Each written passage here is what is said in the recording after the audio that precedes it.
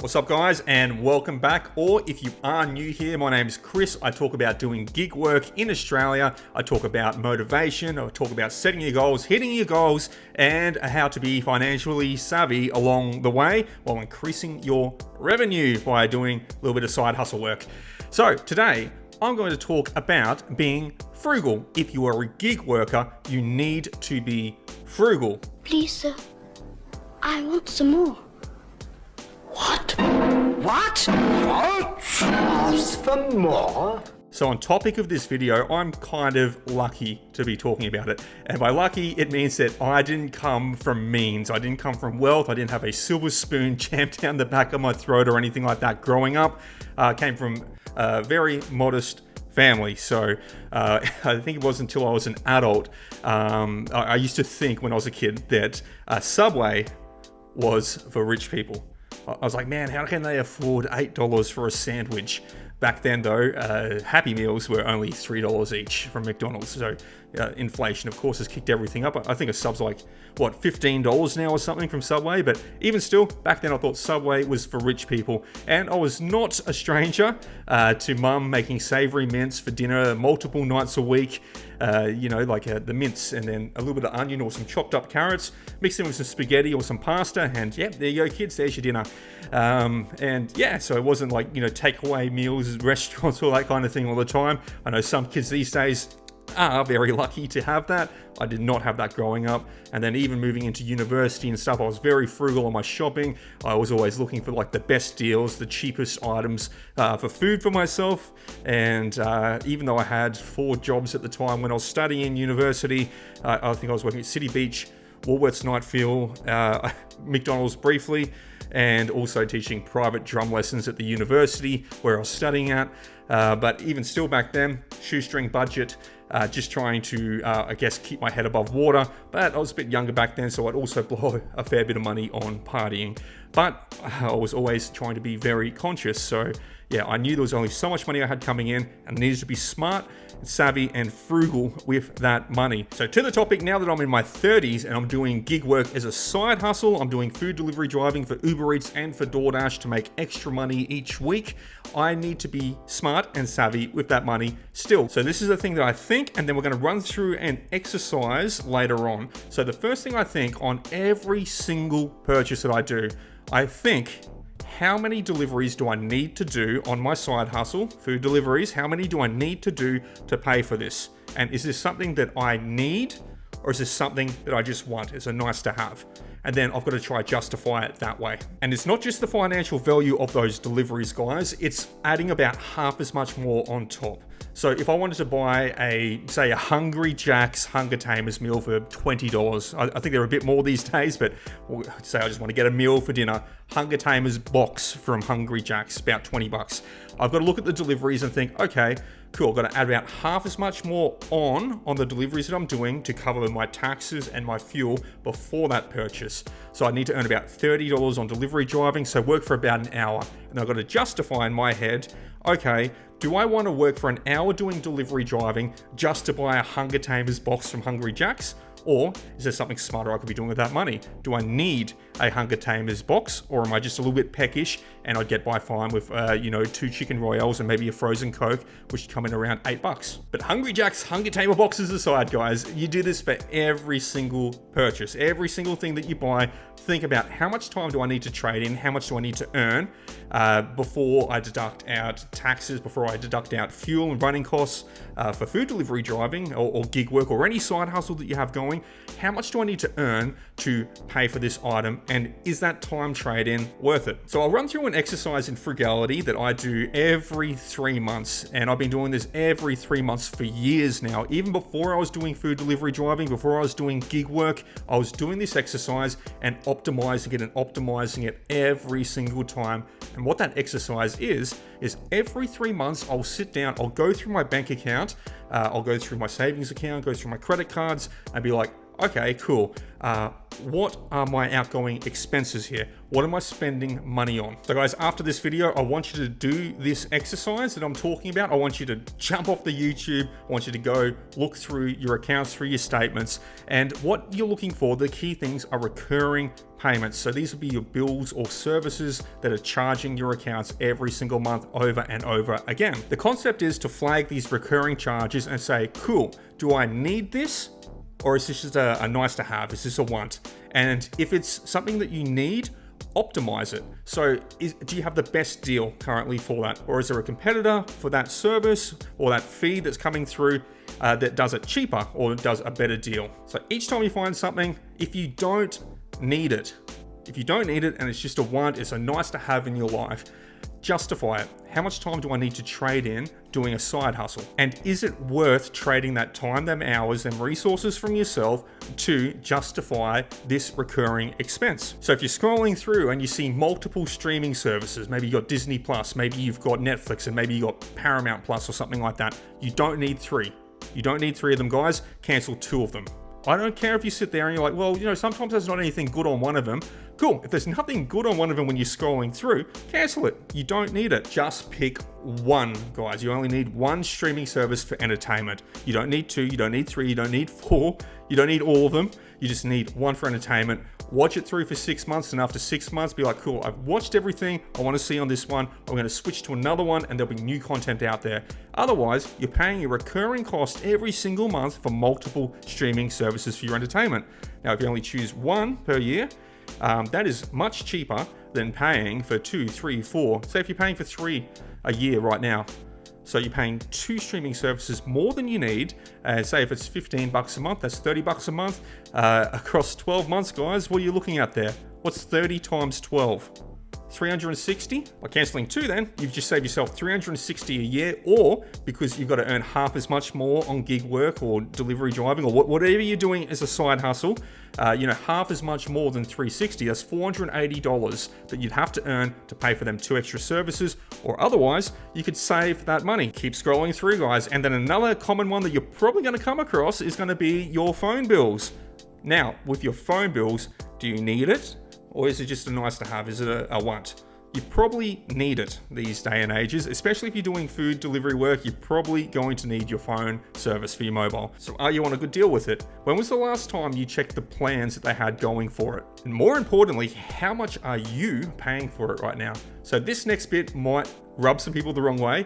You do not need the latest and greatest handsets to do a side hustle. If you're doing gig work, you do not need the latest and greatest phone. So I just want to show an example of not having the latest and greatest when it comes to handsets, because you don't need it. Okay, if you're doing gig work, you don't need the latest and greatest. So let's have a look at Telstra's basic plan. So if we do Telstra's basic plan and then we add on the latest and greatest, a Samsung S4 Ultra, that's going to be $123 per month for 36 months. When we look at that across the entire contract term, across the 36 months, that's $4,428. If you add on half as much on top across them 36 months, that means you need to earn over $6,000 just to get that latest and greatest handset on that Telstra plan. For me, I don't justify that, because the Samsung Ultra phone, it's got all the bells and whistles and stuff like that. When I'm out gig delivery driving, this Oppo phone does the job, because I can drop, smash, spill stuff all over this Oppo phone just at the same probability that I could do it on that bells and whistles Samsung phone. So I can break the equipment just as easy. And then plus the financial cost, the financial difference, huge. So this Oppo phone from JB Hi-Fi, $299 outright. And then I shop around and I get a bring your own phone plan from the telcos. So when we look at the cost of an Oppo phone, just on a bring your own phone plan contract, it works out to $57 per month if you divide it out, the cost of the handset plus the running cost of the plan over 36 months. $57 a month versus the $123 a month on Telstra. So you're saving, what's that, like $62, $63 a month immediately, which is $788 per year in savings in your bank account just from not having the latest and greatest. Sure, it is still a new phone you're getting, It's a new phone and it's still got a lot of bells and whistles, just doesn't have all the bells and whistles, but that money savings is what you need to be frugal and smart about. Scrolling through your accounts a little bit further, you're probably going to see a cost for grocery shopping. And yes, I know it's expensive. Groceries are through the roof right now, but how much are you spending on groceries? Whether it be per week, per fortnight, per month, whenever you go shopping, how much are you spending and how smart are you shopping? Because you can probably find a lot of savings out there. So when I'm out shopping, I'm looking for the yellow ticket discounts. I'm looking for what's on special now, what's on sale now. I don't want to pay full price for it because I know how much I need to work, because this is a need. Food and groceries are a need. It's not a nice to have. I'll starve to death if I don't eat. So I want to get the best bang for my buck. Okay, I don't want to pay full price as much as I can. I want to try to get a discount. I'm looking for them 30% off, then 50% off, especially for items that have a long shelf life. So if toothpaste is on 50% off, guys, I'm buying the toothpaste on 50% off. Even if I might still have a little bit of toothpaste at home, I know I'm going to run out of toothpaste eventually, and then I've got half price toothpaste to refill it and keep myself going, keep my minty, fresh breath. But when I enter the supermarket and I'm doing my grocery shopping, I'm counting meals. So I need 7 lunches and 7 dinners. I'm counting the meals as I shop.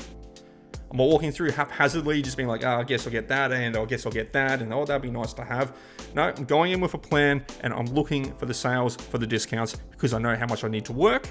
I know how much time I need to trade in, how many deliveries I need to do on my side hustle to pay for those groceries. If you slow down your shopping and you have a look at the stickers, it's going to show you how many dollars per 100 grams on most items that you're shopping for. And because I'm a bit of a stickler around, I think a lot of things you're paying for the marketing. I think a lot of the foods come out of the same factory or very similar factories and a very similar quality, but some of them have got really cool, colorful boxes because of the marketing, and you're paying extra for marketing or extra for brand awareness and recognition on a product. I'm always looking like, cool, 100 grams of this food is going to cost $1.50 per 100 grams, or 100 grams of this different brand for the same food, it's going to cost $1.20 per 100 grams. I'm like, that's a 30-cent saving per 100 grams. I'm taking the cheaper one. Back to the exercise, guys. Scroll through your account, scroll through that savings account, scroll through that credit card account,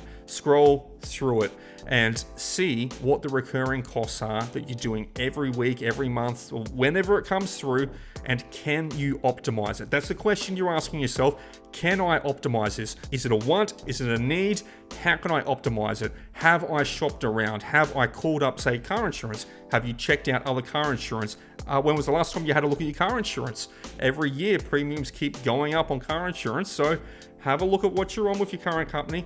Do a couple of quotes for another company. When your renewal comes through, is there savings to be made there for you jumping ship?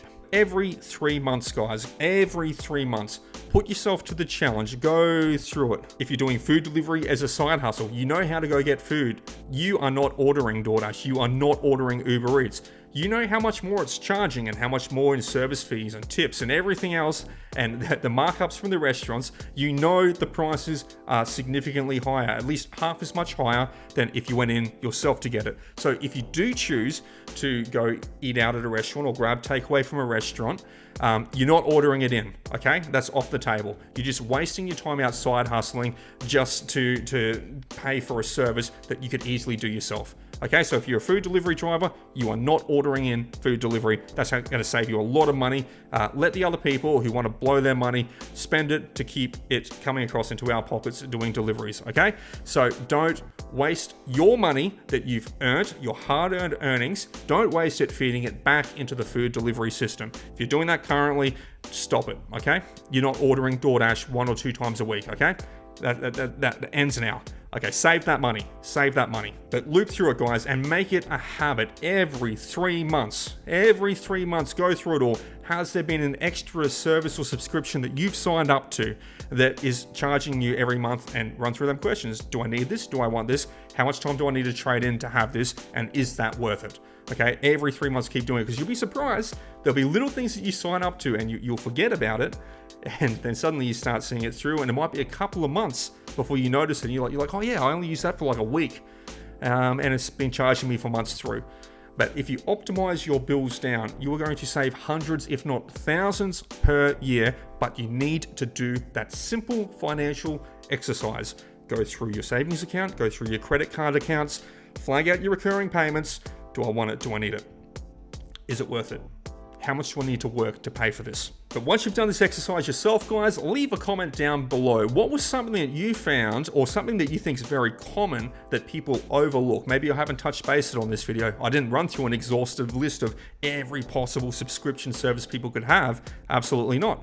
I didn't run through every single monthly cost people have. Absolutely not. But if there's something common that you think, or you've done your own self-audit, your first quarterly audit on yourself, on your subscriptions, on what you're spending, and then recurring costs, what's something that you think a lot of people are paying for without realizing it? What's a recurring subscription that you have? And no one say OnlyFans, okay? No one say OnlyFans in the comment, okay? You degenerates, I know you're out there.